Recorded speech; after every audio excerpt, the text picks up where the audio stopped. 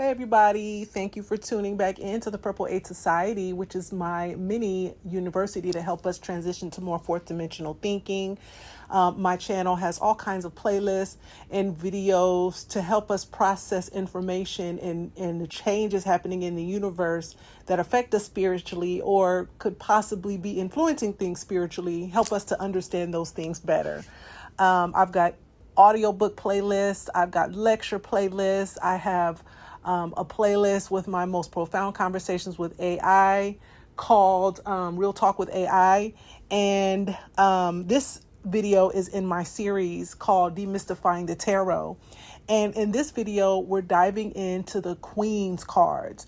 Now, I want to give you guys some context, and I want you all to pull back. Because when I say the terms masculine and feminine as we deal with the esoteric realm, as we deal with the tarot cards, we are not talking about man and woman. Yes, women tend to have more feminine energy. Men tend to have more masculine energy. But an easy way to look at masculine and feminine is to look at the right brain and the left brain. Do we all, man and woman, have two hemispheres of the brain, a right brain and a left brain? Yes. Our right brain is our more feminine brain. It is the side of the brain that sees things more holistically. It's the creative side of our brain. It is the side of our brain that is more nurturing, the side of the brain that taps into spiritual things better, right? It's our emotional and creative nurturing side. Whereas the masculine brain, the left brain, is the side of our brain that deals more with, whereas, we have the right brain that sees everything as the whole. The left brain is the side of our brain that breaks things apart and puts them back together. It calculates, it rationalizes. It's the side of the brain that deals with logic. Our right brain is the part of us that we can consider more magnetic, where the left side of our brain is a side of our brain that we can look at as more electric, the pulling of the magnetism and the pushing of the electric. The other way that you can look at masculine and feminine inside of your own body is in the Kundalini energy. You have the two serpents. When you look at a medical alert bracelet, you'll see the caduceus symbol on there. That symbol extends all the way back to ancient Egypt, and it looks like a pole where you have two serpents going up. You have two wings. At the end of it, you have the two wings at the top of it. That is a representation of the Kundalini energy, the feminine serpent and the masculine serpent, circling and coiling the spine or the chakra system until it reaches our higher chakras, where we experience awakening on an esoteric and metaphysical level. So not only on the actual physical level do we have masculine and feminine energy of the right and left brain, in our spiritual energy, our subtle astral energy, our Kundalini energy is masculine and feminine. It is the joining together of the masculine and feminine, and the goal is to balance out those two sides of the mind. Okay, now the queens, I like to say, represent that right side of the brain. It is the side of the brain where again, it's nurturing. It is that spiritual side, the side that processes emotions. And the queen represents a seasoned, wise, mastered aspect of that, right? On its highest attribute. Every card, like we said in the very beginning, every card has positive qualities and negative qualities if looked at negatively or used negatively. The goal of the queen is to help us to process or ponder, or how can I say it, embody the highest attributes of the right brain. That is instruction for men as well as women. Okay. And so if we start with the Queen of Swords, now we know that swords, the nature element is the air. The swords and the playing cards is the spades. And if you see, this is a picture of a queen, and there's all these clouds behind her, which is a representation that we're dealing with the air, we're dealing with the mind. We're dealing with the thoughts, everything happening in the headspace, dreams, memories, visions, plans, psychic intuition, anything happening in the mind, our ideas, our fears, our worries, our the things that we understand, and our decisions, because the sword makes a decision. Once it slices the head off, it's done. You're not sewing that back on. The sword has made the decision, so it deals with our decisions and swift decisions. It's very decisive. So there's this queen, and she's sitting on this throne. And on the throne, you see, now I'm guessing this is like some kind of angelic figure. It looks like it is the representation, looks like the lion's legs, lion head with the wings. On the caduceus symbol, on the string tarot card, it has the lion, not the string tarot card, but it is it the lover's card? It's the lover's card that has the caduceus symbol. And at the top of the caduceus symbol is the lion's head. So there's the lion's head with the wings. So enlightenment is waking up the strength, because lion typically represents strength and power. King of the jungle representing our actual strength and power in our highest our highest spiritual realm, in the realm of the unseen. The wings are dealing with something angelic, something divine. And so you have that representation on her throne, but at the bottom of the throne, you see a butterfly, and you also see that butterfly in the King of Swords. So when we get to the next video in the series will be the Kings, you'll see that also there. And think about what a butterfly represents. A butterfly literally starts off as a caterpillar and gets the inclination when it's time, and they all do it, gets the inclination to go in and build a cocoon, and goes into hibernation. And in that hibernation process, it becomes a completely new being. It comes out with wings. It flies. Its whole structure of what it is completely, it shapeshifts into something else. Well, how does that deal with the mind? It's the renewing of one's mind. It is always be learning, always be studying, be meditating, or praying, whatever you have to do to go into those higher realms of your mind to get those answers. You're renewed. What does the Bible say? Be ye transformed by the renewing of one's mind. It is the renewal of the mind, renewal of the idea of who we are, renewal of our identity, because our identity is not one. The way we look at our identity and our personality and our ego, that's just an idea of who we think we are. But as our ideas of us change, we learn new things. We become more confident. We study things. We learn things. We get a certification in a certain area. As we grow, we change in our beingness, our idea of beingness, our personality, our potentials. Everything about us changes as we change. And so she represents the divine feminine use of the mind. She is not only highly creative and nurturing, it's the sensual side of her as well, but she's holding her sword up and her hand out, as if, if you've ever seen like The Crown or any video, The Crown is the fictionalized story of Queen Elizabeth's rise to power. If you've seen any videos about their weddings or anything like that, you'll see the queen always holding her hand out, or the king holding their hand out, as if they're waving to the people. Hello, I'm waving, or I'm speaking to the people. So she's communicating her wisdom. She's expressing her wisdom. And she is making a decision. She's holding the sword. And so whatever is required for us to be able to make decisions, to speak and communicate, because that also deals with the mind. What we think, how we take in that information, and how we spit that information out and translate that information to the people. She's not only taking in the information to transform herself, but she's a queen. She leads a kingdom. She's taking it so that she can transform the people around her. And that's what queens do. A queen is in charge of not just oneself. Anyone who they're in charge of, whether it be children, whether it be a household, whether it be a classroom. And we're not just talking about women.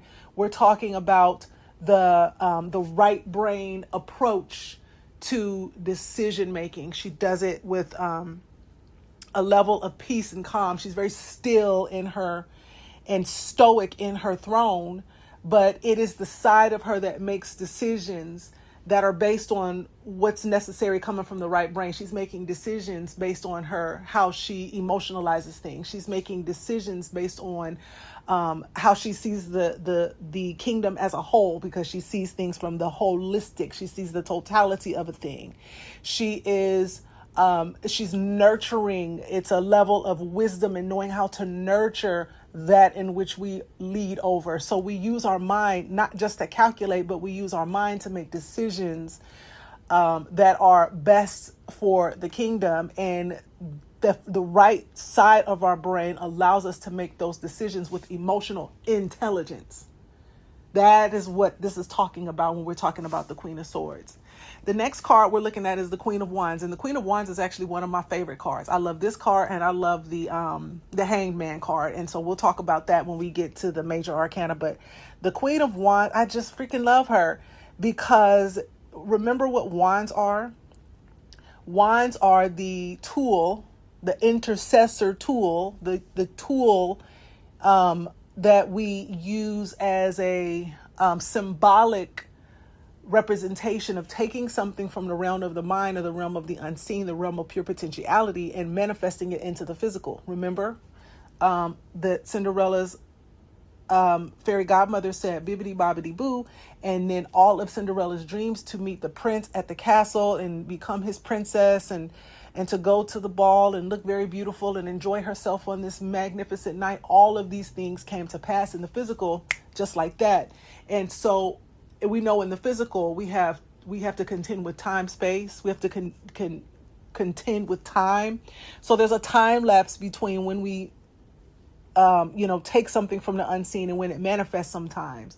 But that time lapse is the wand. And that time lapse represents our energy, our motivation, our actions, our passion to manifest something, the activity, the action that we take to manifest a thing. It is the fire. That's the nature element, the fire in the belly.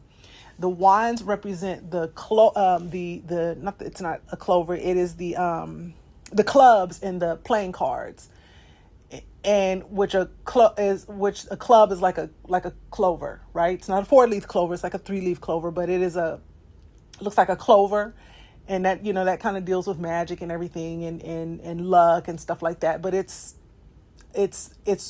the energy and the effort and the mind frame and the motivation and the discipline and the energy and the magic to bring something from the unseen into the physical.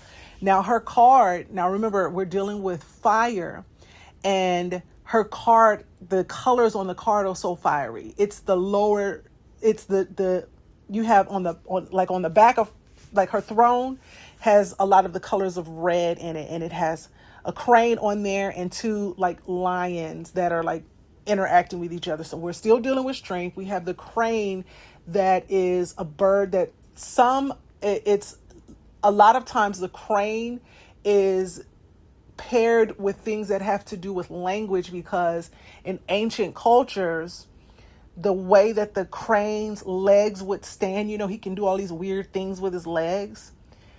It was almost like they used that as a symbol for communication and language. So there's some tie between the crane's legs and communication and language, but these colors are like reds and things like that, reds and oranges. And so those are the colors of the lower 2 chakras that deal with our being rooted in the ground and rooted in the earth, rooted in feeling home, rooted in our bodies. And then you have the 2nd chakra, which is the chakra that deals with like childbearing and creativity and sexuality and things of that nature, the womb, sexual organs, because that's the same thing because sexual energy and creative energy are essentially the same energy used in different ways. But on her personal being, it's the next chakra up, which is the chakra that sits above the navel and under the breastbone right there. And that's called your solar plexus. And that color is represented by yellow, like the fire in the belly. Our solar plexus is the chakra that deals with everything that the wand deals with: our energy, our action, our passion, our purpose, our magic, the fire in the belly. So this is dealing with our solar plexus and motivation, and she is a master manifester. Well, how do we know that? Because her wand has bloomed a flower. she's bloomed something. That's an actual symbolic representation of her being able to manifest if she's able to bloom these beautiful yellow flowers. In her right hand, off of her wand. In her left hand, she's holding a sunflower. And sunflowers are likened to the sun. Sunflowers can grow very tall. I remember our family went on one of these like beautiful nature walks. I went up there to see my dad in Cleveland. And we in Ohio, we went to Cleveland, and the sunflowers, I'm pretty tall. The sunflowers were like towering over us. It was like being in Alice in Wonderland when the flowers were singing and she had shrunk down and she was down there singing with the flowers, and it was like that. Sunflowers grow. Most plants grow up. They're reaching towards the sun. They're reaching towards the light. And so sunflowers look like the sunshine. So they're often associated with the sun and happiness and joy, like a happy sunny day. She has on her yellow dress, this white cape. She has her gold crown on, so she's decked out in the colors of the solar plexus, and the bottom of her throne is made of gold, and the gold of the sun. And how gold shines and sparkles in the sun. So she's very opulent, very wealthy. She's manifested like this beautiful throne behind her with this lovely artwork on it. But you see, she has this smile on her face. She's manifesting. Her right brain is the way that she's operating, because if this is dealing with how she manifests, but she's looking at things with this happiness and harmony.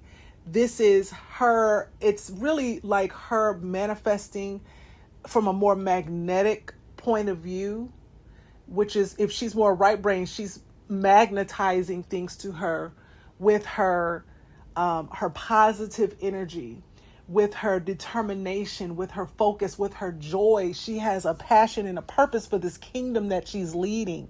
She takes it very seriously, but she has a lot of pride and joy in it. She's very happy with it. And she's not, she believes in her ability to manifest for this kingdom. She's so filled with the brightness of optimism, and that is the thing that is being used to draw in such opulence into the kingdom that she leads. And her kingdom is successfully manifesting because of the flower that's coming out of the wand. Remember? Also in front of her is a black cat. Now, there's a lot of different ways of looking at a black cat. I see the black cat from a positive standpoint. It's because I'm not one that's stuck in religion and like so afraid and stuck in religion and afraid of actual spirituality. So I actually study the actual spirituality, whereas a lot of times people who are more into religion, they're taught to fear things that are actually the spiritual things. They're taught to fear anything in that, you know what I'm saying? And so there's sometimes an ignorance because they won't study things, study the ancient culture, study the ancient religions that fed into what is now called organized religion, so they don't know. But honestly, the black cat is really more of a positive thing in my mind. Number one, it is believed, like in ancient Egypt, ancient cultures, that revered or venerated the cat, not worship, but just had a deep reverence and respect for the cat. They saw cats as animals that could draw out negative energy from a space or from a person. They were seen as something like that. Cats are or black cats are often associated a lot of times with nighttime. And they're oftentimes associated with like Samhain, which is the ancient pagan version of Halloween. The Day of the Dead, all that period of time, they're associated with that period of time because of their ability to draw out negative energy. And a lot of people look at black cats. I think a lot of times spiritualists and witches, which just means wise woman, like we get hung up on the wrong idea of words because of how we've been taught to demonize that which is more fundamental and natural.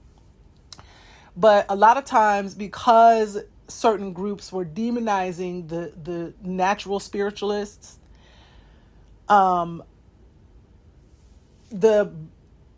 they demonized the black cat, and the black cat these people who were demonized, or these people who were burned at the stake for being witches or spiritualists or druids or whatever it was that the mainstream culture, the mainstream religion did not accept, because these cats were abandoned and the people were abandoned. I feel that sometimes they took on some of those cats as like they're a familiar. They understood each other, being sort of outcasted or having to live in secrecy, and hiding their authenticity and their authentic spiritual power from the patriarchal religious structure that was moving through Europe or what have you.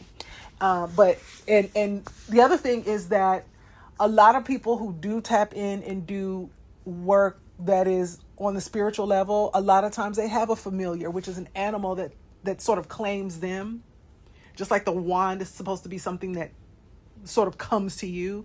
It'd be like an animal that sometimes claims them. That's their familiar, and you can learn the art of communicating with that animal, or that animal can be like a spirit animal. They have certain attributes, or they can do certain things that you can take and translate that into something esoteric that you can learn from. Kind of like how Michael Jackson used to look at animals and come up with dance moves.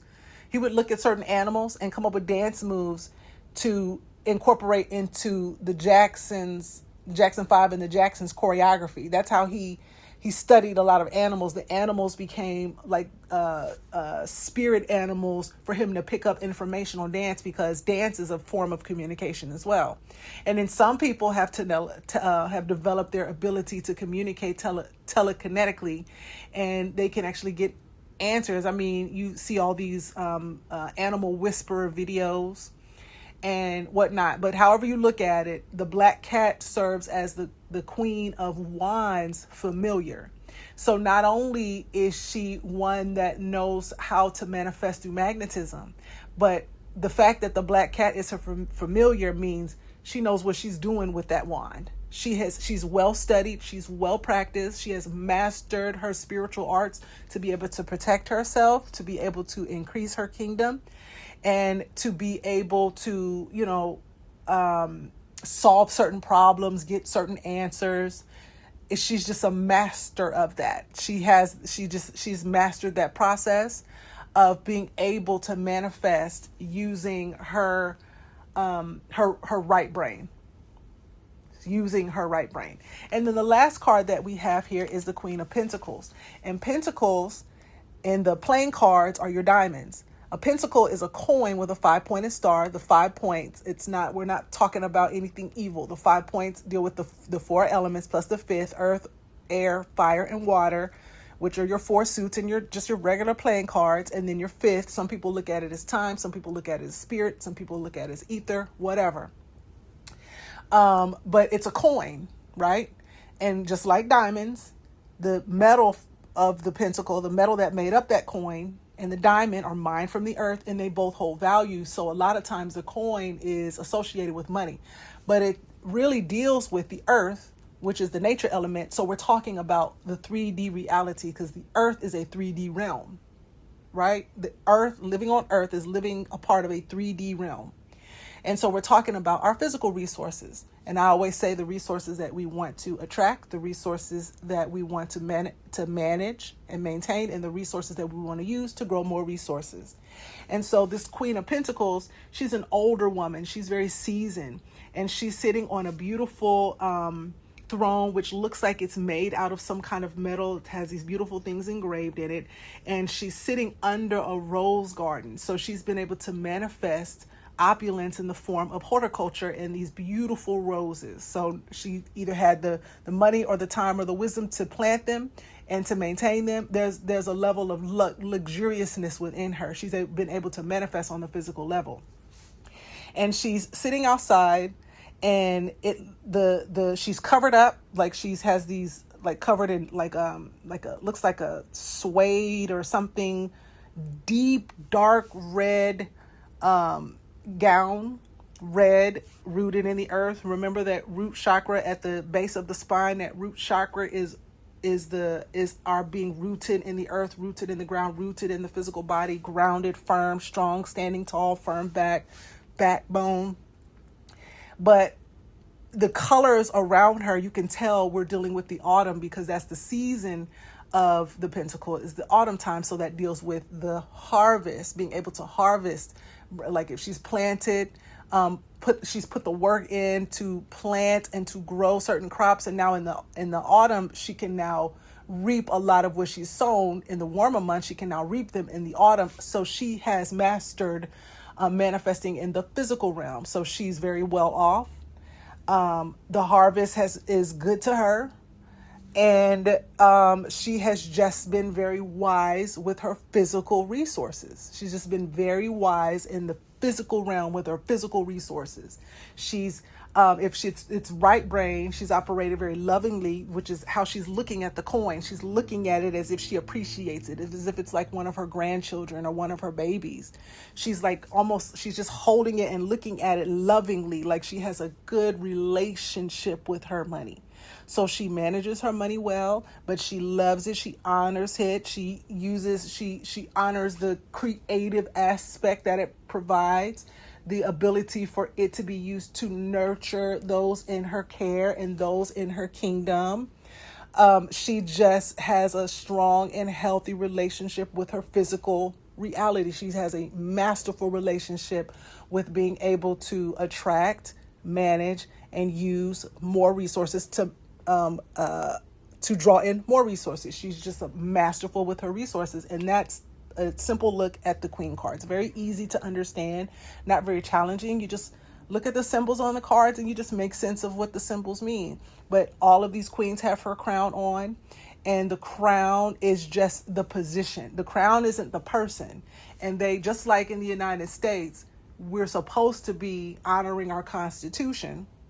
In the UK, it's the crown. The Constitution for us, the crown for the UK, that's the symbol that's the symbol of what should be honored and upheld in a particular nation, no matter who has it. And no one is allowed to be the no one should be allowed to be the crown itself, or the symbol of the crown itself, because then that's when you have totalitarianism. That's when you have narcissistic type of dictator leaders that we're dealing with now. I just felt like I need to say that because I feel like, because we're dealing with kings and queens, we are dealing with the crown, and we need to understand that the being wearing the crown is not the crown itself. You got to understand that difference. Okay. All right. So that's all I have to say. I will check with you guys when we work on the king cards. Make sure to subscribe to my channel, find a playlist that you like, and if you're interested, I have a $7 mystery school, and I do audio episodes every single week over on Substack, and it's a lot of fun. If you click the link in the description box of this video, you can go over and listen to one episode for free. And we break down all kinds of things. We break down the symbols of the tarot. We break down mythology, the fairy kingdom. We're breaking down symbols related to ancient philosophies. We deal with the masculine and feminine conundrum. We break down symbols related and just the stories and texts related to ancient religions and ancient spiritual symbols. We take it all the way back as far as we can to the earliest civilizations we know. We apply our decoding to modern entertainment, like how it shows up in reality TV or comedies or our favorite series, Disney movies, music, literature. It's a really, really fun channel. We look at how it affects us from on the micro and the personal, spiritual, family, community, to the micro, to politics, to society, to, a larger group, culture. And it's a lot of fun. And so if you're interested, again, click to the description box below. You'll see a link there for you to be able to check that out. Listen to whichever episode you want to listen to for free. Last week's episode, we focused on, what did we focus on that episode? We focused on awakening and enhancing your inner magnetism. So you might want to check that out. It was a really, really great episode. So you all have a wonderful rest of the evening, and I'll see you soon with the King videos. Bye.